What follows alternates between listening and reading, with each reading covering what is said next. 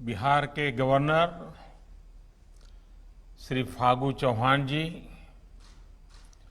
बिहार के मुख्यमंत्री श्री नीतीश कुमार जी, केंद्रीय मंत्रिपरिषद के मेरे सहयोगी हरदीप सिंह पुरी जी, रविशंकर प्रसाद जी, गजेंद्र शेखावत जी, अश्विनी चौबे जी, उप मुख्यमंत्री भाई सुशील जी, केंद्रीय और राज्य मंत्रिमंडल के अन्य सभी सदस्य, सांसदगण, विधायकगण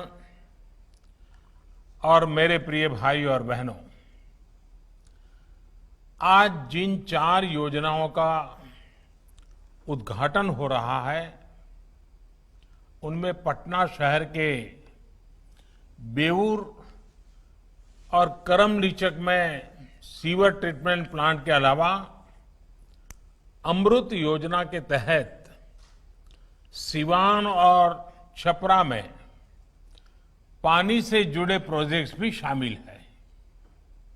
इसके अलावा मुंगेर और जमालपुर में पानी की कमी को दूर करने वाली जलापूर्ति परियोजनाओं और मुजफ्फरपुर में नमामि गंगे के तहत रिवर फ्रंट डेवलपमेंट स्कीम का भी आज शिलान्यास किया गया है। शहरी गरीबों, शहर में रहने वाले मध्यम वर्ग के साथियों का जीवन आसान बनाने वाली इन नई सुविधाओं के लिए मैं आप सबको बहुत बहुत बधाई देता हूं। साथियों, आज का एक कार्यक्रम एक विशेष दिन पर हो रहा है। आज हम इंजीनियर दिवस भी मना रहे हैं, अभियंता दिवस। ये दिन देश के महान इंजीनियर एम विश्वेश्वरैया जी, उनकी जन्म जयंती का है, उन्हीं की स्मृति को समर्पित है। हमारे भारतीय इंजीनियरों ने हमारे देश के निर्माण में और दुनिया में भी अभूतपूर्व योगदान किया है। चाहे काम को लेकर समर्पण हो या उनकी बारीक नजर भारतीय इंजीनियरों की दुनिया में एक अलग ही पहचान है।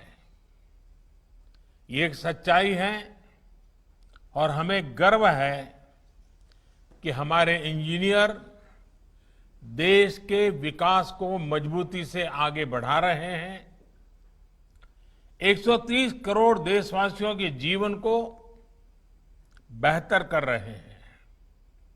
मैं इस अवसर पर सभी इंजीनियरों को, उनकी निर्माण शक्ति को आदरपूर्वक नमन करता हूं। राष्ट्र निर्माण के इस काम में बहुत बड़ा योगदान बिहार का भी है। बिहार तो देश के विकास को नई ऊंचाई देने वाले लाखों इंजीनियर देता है। बिहार की धरती तो आविष्कार और इनोवेशन की पर्याय रही है। बिहार के कितने ही बेटे हर साल देश के सबसे बड़े इंजीनियरिंग संस्थानों में पहुंचते हैं, अपनी चमक बिखेरते हैं। आज जो परियोजनाएं पूरी हुई हैं और वो योजनाएं जिस पर काम शुरू किया गया है, उन्हें पूरा करने में भी बिहार के इंजीनियरों की बड़ी भूमिका है। मैं बिहार के सभी इंजीनियरों को भी विशेष तौर पर आज के इस इंजीनियर दिवस की बधाई देता हूं। साथियों, बिहार ऐतिहासिक नगरों की धरती है। यहां हजारों सालों से नगरों की एक समृद्ध विरासत रही है। प्राचीन भारत में गंगा घाटी के इर्द गिर्द आर्थिक, सांस्कृतिक और राजनीतिक रूप से समृद्ध और संपन्न नगरों का विकास हुआ, लेकिन गुलामी के लंबे कालखंड ने इस विरासत को बहुत नुकसान पहुंचाया। आजादी के बाद के शुरुआती कुछ दिनों में बिहार को बड़े और विजनरी नेताओं का नेतृत्व मिला, जिन्होंने गुलामी के काल में आई विकृतियों को दूर करने की भरसक कोशिश भी की। लेकिन इसके बाद एक दौर ऐसा भी आया जब बिहार में मूल सुविधाओं के निर्माण के बजाय राज्य के लोगों को आधुनिक सुविधाएं देने के बजाय प्राथमिकताएं और प्रतिबद्धताएं पूरी तरह बदल गई। नतीजा ये हुआ कि राज्य में गवर्नेंस से फोकस ही हट गया। इसका परिणाम यह हुआ कि बिहार के गांव और ज्यादा पिछड़ते गए और जो शहर कभी समृद्धि का प्रतीक थे, उनका इंफ्रास्ट्रक्चर बढ़ती आबादी और बदलते समय के हिसाब से अपग्रेड हो ही नहीं पाया। सड़कें हो, गलियां हो, पीने का पानी हो, सीवरेज हो, ऐसी अनेक मूल समस्याओं को तो यानी या तो उसको टाल दिया गया या फिर जब भी इनसे जुड़े काम हुए वो घोटालों की भेंट चढ़ गए। साथियों, जब शासन पर स्वार्थ नीति हावी हो जाती है, वोट बैंक का तंत्र सिस्टम को दबाने लगता है, तो सबसे ज्यादा असर समाज के उस वर्ग को पड़ता है जो प्रताड़ित है, वंचित है, शोषित है। बिहार के लोगों ने इस दर्द को दशकों तक सहा है। जब पानी और सीवरेज जैसी मूल जरूरतों को पूरा नहीं किया जाता, तो दिक्कतें हमारी माताओं बहनों को ज्यादा होती है, गरीब को होती है, दलित को होती है, पिछड़ों, अति पिछड़ों को होती है। गंदगी में रहने से मजबूरी में गंदा पानी पीने से लोगों को बीमारियां पकड़ लेती है। ऐसे में उसकी कमाई का एक बड़ा हिस्सा इलाज में लग जाता है। कई बार परिवार अनेक वर्षों तक कर्ज तले दब जाता है। इन परिस्थितियों में बिहार में एक बहुत बड़े वर्ग ने कर्ज, बीमारी, लाचारी, अनपढ़ता को अपना भाग्य मान लिया था। इस प्रकार से सरकारों की गलत प्राथमिकताओं के कारण समाज के एक बड़े वर्ग के आत्मविश्वास पर गहरी चोट की गई। गरीब के साथ इससे बड़ा अन्याय भला क्या हो सकता था। साथियों, बीते 1.5 दशक से नीतीश जी, सुशील जी और उनकी टीम समाज के इस सबसे कमजोर वर्ग के आत्मविश्वास को लौटाने का भरपूर प्रयास कर रही है। विशेष तौर पर जिस प्रकार बेटियों की पढ़ाई लिखाई को पंचायत राज सहित स्थानीय निकाय में वंचित शोषित समाज के साथियों की भागीदारी को प्राथमिकता दी गई है, उससे उनका आत्मविश्वास बढ़ रहा है। साल 2014 के बाद से तो एक प्रकार से बुनियादी सुविधाओं से जुड़ी योजनाओं का करीब करीब पूरा नियंत्रण ग्राम पंचायत या स्थानीय निकायों को दे दिया गया है। अब योजनाओं की प्लानिंग से लेकर अमलीकरण तक और उनकी देखरेख का काम, उसका जिम्मा अब स्थानीय निकाय स्थानीय जरूरतों के हिसाब से कर पा रहे हैं। यही कारण है कि अब केंद्र और बिहार सरकार के साझा प्रयासों से बिहार के शहरों में पीने के पानी और सीवर जैसी मूल सुविधाओं के ढांचे में निरंतर सुधार हो रहा है। मिशन अमृत और राज्य सरकार की योजनाओं के तहत बीते 4-5 सालों में बिहार के शहरी क्षेत्र में लाखों परिवारों को पानी की सुविधा से जोड़ा गया है। आने वाले वर्षों में बिहार देश के उन राज्यों में होगा जहां हर घर पाइप से पानी पहुंचने लगेगा।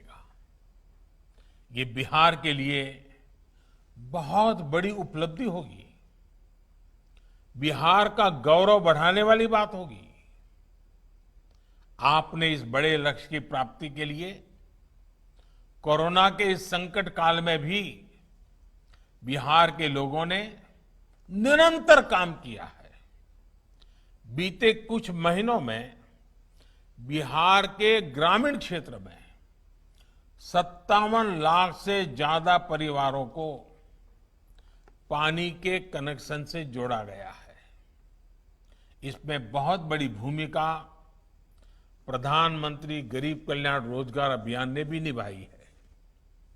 हमारे हजारों श्रमिक साथी जो कोरोना की वजह से दूसरे राज्यों से बिहार लौटे, उन्होंने ये काम करके दिखाया है। जल जीवन मिशन की ये तेजी बिहार के मेरे इन परिश्रमी साथियों को ही समर्पित है। बीते एक साल में जल जीवन मिशन के तहत पूरे देश में 2 करोड़ से ज्यादा पानी के कनेक्शन दिए जा चुके हैं।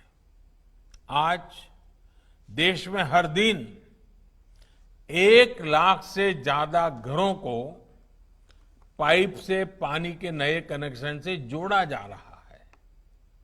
स्वच्छ पानी मध्यम वर्ग का, गरीब का न सिर्फ जीवन बेहतर बनाता है, बल्कि उन्हें अनेक गंभीर बीमारियों से भी बचाता है। साथियों, शहरी क्षेत्र में भी बिहार के लाखों लोगों को शुद्ध पानी के कनेक्शन से जोड़ने का काम तेजी से चल रहा है। पूरे बिहार में अमृत योजना के तहत लगभग 12 लाख परिवारों को शुद्ध पानी के कनेक्शन से जोड़ने का लक्ष्य है। इसमें से करीब 6 लाख परिवारों तक ये सुविधा पहुंच चुकी है। बाकी परिवारों को भी बहुत जल्द स्वच्छ जल की सुविधा उपलब्ध हो जाएगी।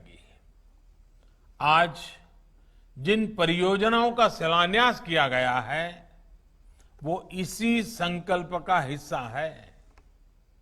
साथियों, शहरीकरण आज के दौर की सच्चाई है। आज पूरे विश्व में शहरी क्षेत्रों की संख्या बढ़ रही है।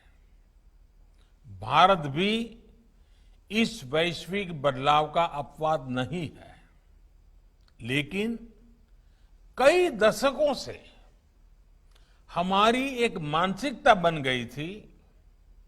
हमने ये मान लिया था जैसे कि शहरीकरण खुद में एक बहुत बड़ी समस्या है, एक बहुत बड़ी बाधा है। लेकिन मेरा सोचना कुछ अलग है। अगर समस्या लगती है तो उसमें अवसर भी उपलब्ध है। बाबा साहब आम्बेडकर ने तो उस दौर में ही इस सच्चाई को समझ लिया था और वो शहरीकरण के बड़े समर्थक थे। उन्होंने शहरीकरण को समस्या नहीं माना।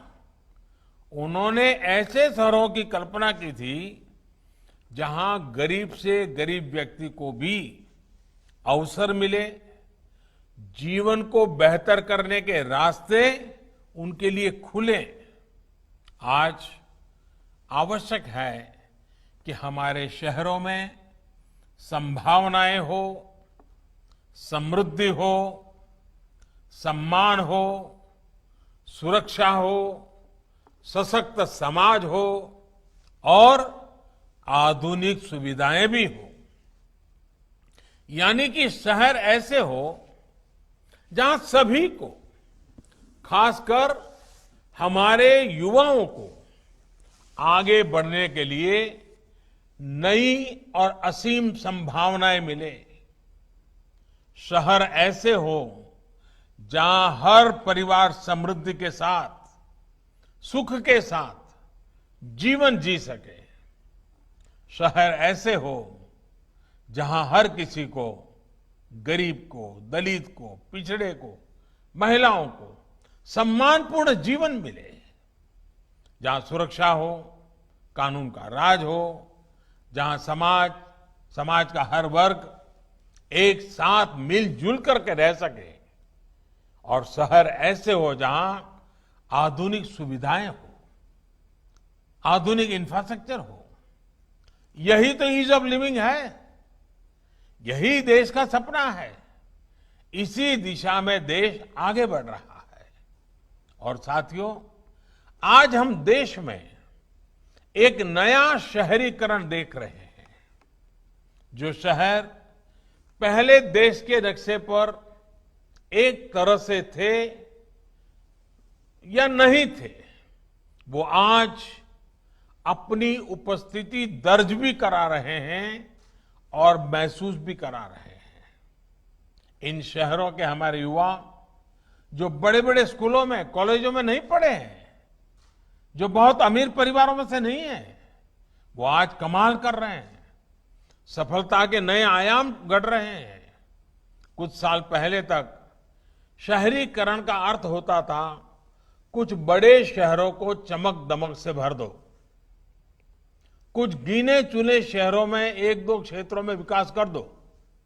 लेकिन अब ये सोच, ये तरीका बदल रहा है और बिहार के लोग भारत के इस नए शहरीकरण में अपना भरपूर योगदान दे रहे हैं। साथियों, आत्मनिर्भर बिहार, आत्मनिर्भर भारत के मिशन को गति देने के लिए विशेषकर देश के छोटे शहरों को वर्तमान ही नहीं, भविष्य की जरूरतों के मुताबिक तैयार करना बहुत जरूरी है।